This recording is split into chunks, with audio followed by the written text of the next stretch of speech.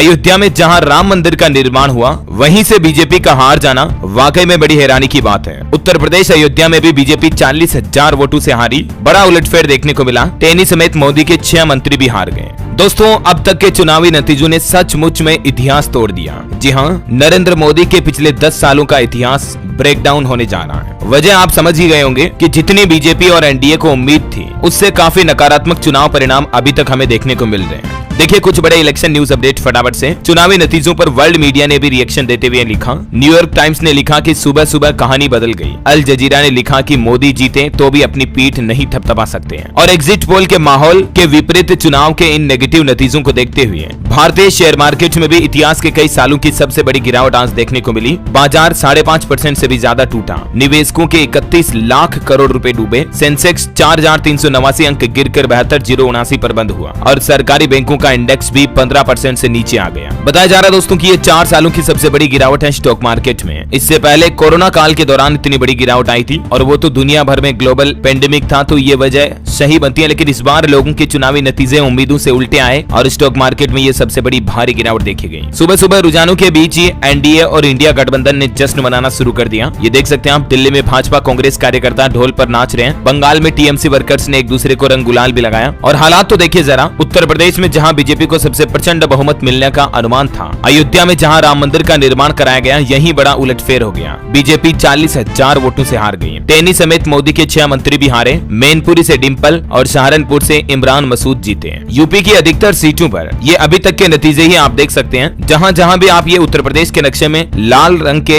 जिले देख पा रहे, यहाँ पर एसपी आगे चल रही है, यानी कि सपा, और जबकि ये जो भगवा कलर है, यहाँ पर बीजेपी आगे चल रही है। लेकिन इस बार उत्तर प्रदेश में बीजेपी की ऑल ओवर सीटों की बात करें तो 28 सीटों पर आगे चल रही है, जबकि हमने एग्जिट पोल के सर्वे में देखा था कि 70 से 80 सीटें बीजेपी को मिल सकती हैं। नतीजे बिल्कुल उल्टे आ रहे हैं। चलिए ऐसे ही कुछ और अलग अलग लोकेशन के अपडेट देखिए आप। यूपी में गृह राज्य मंत्री टेनी खुद भी चुनाव हार गए और अमेठी से स्मृति ईरानी भी चुनाव हार गई। हालांकि रक्षा मंत्री राजनाथ सिंह अपनी सीट जीत गए। 542 सीटों की काउंटिंग शुरू हो चुकी है सुबह से ही। राहुल गांधी की प्रेस कॉन्फ्रेंस भी होगी थोड़ी देर में। कांग्रेस मुख्यालय पहुंच चुके हैं वो। प्रधानमंत्री नरेंद्र मोदी वाराणसी सीट से जीत चुके हैं और गृह मंत्री अमित शाह गांधीनगर से जीते हैं। अब ऐसे में दोस्तों, एनडीए अगर 298 पार भी पहुंच जाती है तो भी क्या इंडिया गठबंधन सरकार बना सकता है? यही तो टेंशन है। वजह क्या? क्योंकि तृणमूल के 31 सांसदों का साथ मिलना तो तय है। नीतीश कुमार के 15 सांसद मिले तो बात बनेगी और कोशिशें शुरू होगी। लेकिन नीतीश और उसके सांसदों का कोई भरोसा नहीं है, वो कब किसके साथ चले जाए। राहुल गांधी ने कांग्रेस को फिर से दुगुनी सीटों तक पहुंचा दिया। 14 साल की उम्र में दादी और 21 साल की उम्र में जब वो थे तब उनके पिता की हत्या हो गई और पप्पू टेग से कैसे विपक्ष की मजबूत आवाज बन गए राहुल गांधी। आपने अब तक के चुनावी राजनीतिक सफर में राहुल गांधी के इस बार के लोकसभा चुनाव से पहले भारत जोड़ो न्याय यात्रा, भारत जोड़ो यात्राएं, अलग अलग पहल देखी होगी, तो कहीं न कहीं देखा जाए तो उनका भी काफी पॉजिटिव असर देखने को मिला है इस बार के इलेक्शन में। और एक रिपोर्ट देखिए, चुनाव से पहले जो बीजेपी में नेता आए थे ना दूसरी पार्टियों से निकलकर, वो तो 80% नेता हार रहे हैं। बागी नेता जो दल बदल करके आए थे, कांग्रेस और अन्य पार्टियों में भी दल बदलू नेताओं का बुरा ही हाल चल रहा है।